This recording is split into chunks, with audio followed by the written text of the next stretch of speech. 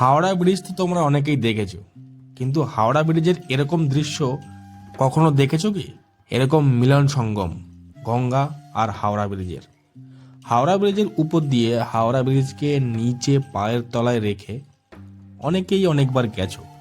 কেউ হাওড়া স্টেশনের দিকে, আবার কেউ হাওড়া স্টেশন থেকে।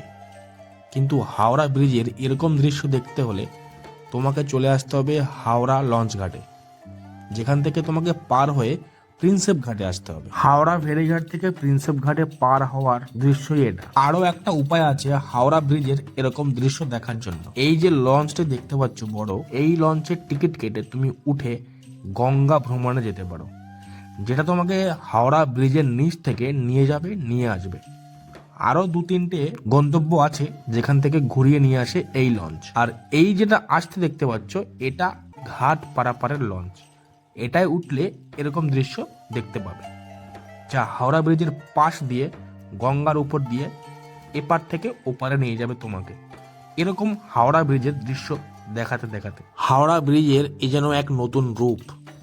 গঙ্গার উপর দিয়ে আমি চলেছি আমার সামনে বড় এক লঞ্চ, আর তার পাশ দিয়ে হাওড়া ব্রিজও যেন আমাদের ছাড়িয়ে চলে যাচ্ছে পেছন দিকে। দৃশ্য দেখে আমি তো আপ্লুত, তাই ক্যামেরা বন্দি করলাম। তবে এটুকু বলতে পারি, চাক্ষুষ দেখলে তোমাদের এর থেকেও বেশি ভালো লাগবে।